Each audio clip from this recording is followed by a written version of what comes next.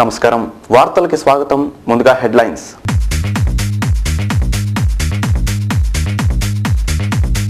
Plastic ఉత్పత్తుల నిషేధానికి సహకరించాలి municipal commissioner Ravibabu ఆదేశాలు లేని పక్షంలో చర్యలు తప్పవని వ్యాపారులకు హెచ్చరిక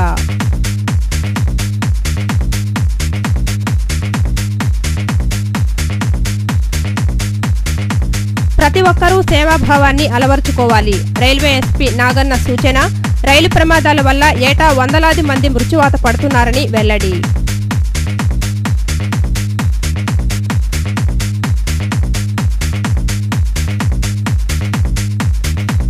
కల్తీ మద్యం మరణాల కేసులో మిథనాల్ ఎక్కడి నుంచి తెచ్చారనే కూపీ లాగుతున్న పోలీసులు మిథనాల్ విక్రయదారులపై దృష్టి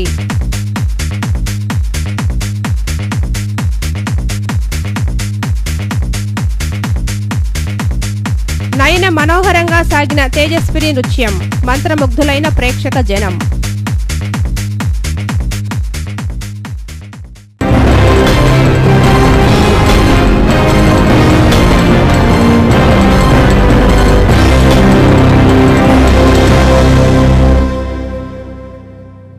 ఇక వివరాల్లోకి వెళితే ప్లాస్టిక్ నిషేధానికి వ్యాపారులంతా సహకరించాలని మున్సిపల్ కమిషనర్ రవిబాబు కోరారు. ఇందుకు సహకరించని వారిపై చర్యలు తీసుకుంటామని ఆయన హెచ్చరించారు.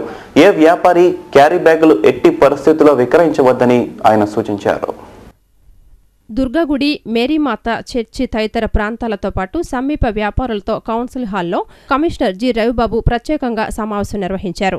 ఈ సందర్భంగా వ్యాపారులకు ఆయన పలు సూచనలు చేస్తూ నగరంలో ప్లాస్టిక్ క్యారీ బ్యాగుల వినియోగంపై నిషేధాన్ని పకడ్బందీగా అమలు చేసేందుకు అన్ని చర్యలు తీసుకుంటున్నందున వ్యాపారులు అదే స్థాయిలో సహకరించాలని కోరారు.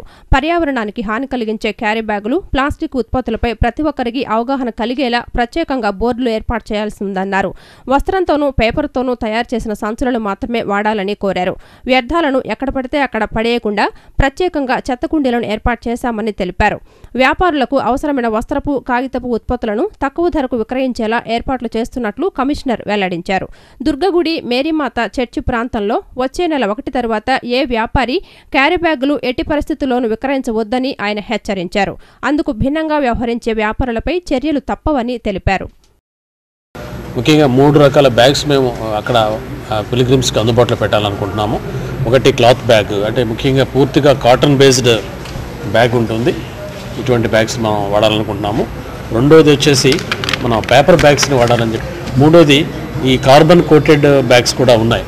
ఇటువంటి ముఖ్యంగా ఇవి ప్రసాదాలు ఇవ్వడానికి అటు టెంపుల్ వాళ్ళు అటు చర్చ్ వాళ్ళు కూడా ఇస్తూ ఉన్నారు.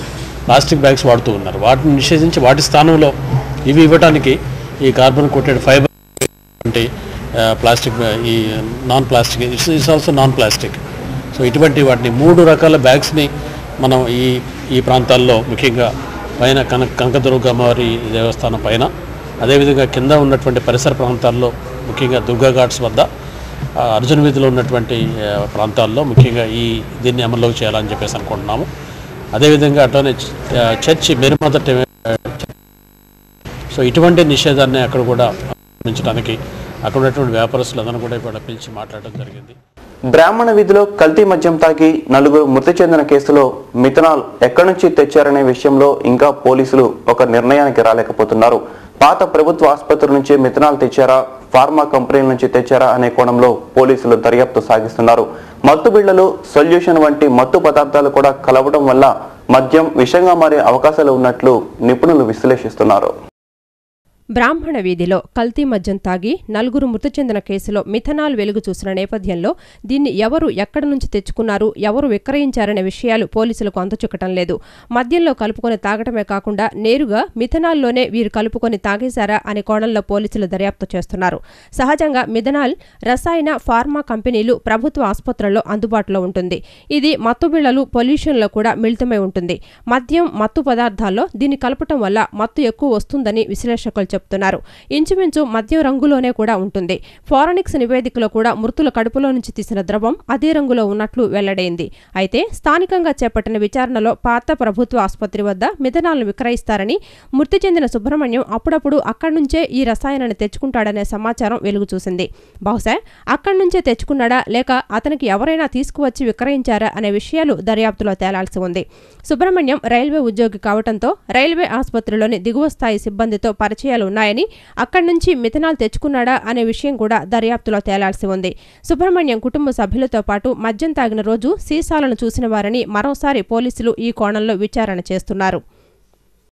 ప్రతి ఒక్కరూ సేవాభావాన్ని అలవరుచుకోవాల్సిన అవసరం ఎంతైనా ఉందని రైల్వే ఎస్పీ నాగన్న అన్నారు. ప్రతి సంవత్సరం విజయవాడ రైల్వే పరిధిలో 100 మంది ప్రమాదాలలో తమ ప్రాణాలు కోల్పోతున్నారని, రూరల్ పరిధిలో మరో 200 మంది ప్రమాదాల బారిన పడుతున్నారని ఆయన పేర్కొన్నారు. రైల్వే ఎస్పీ కార్యాలయంలో విలేకరుల సమావేశాన్ని ఏర్పాటు చేశారు. రైల్వే ఎస్పీ నాగన్న మీడియాతో మాట్లాడుతూ, విజయవాడ రైల్వే రూరల్ ప్రాంతాలలో సుమారు 300 మంది ప్రమాదాల బారిన పడి ప్రాణాలు కోల్పోతున్నారని తెలిపారు. ఈ మృతదేహాలను తరలించేందుకు పోతిన వెంకటప్రసాద్ అనే వ్యక్తి మోటార్ ఇంజన్ కలిగిన రిక్షాను విరాళంగా ఇచ్చారని తెలిపారు. ఈ సందర్భంగా రైల్వే ఎస్పీ ప్రసాద్ను అభినందించారు.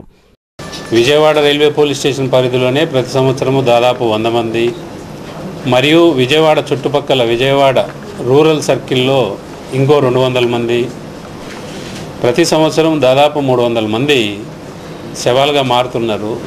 ఇందులో గుర్తు పట్టిన శవాలు, గుర్తు పట్టని శవాలు, దిక్కులేని శవాలు రకరకాలుగా ఉంటాయి.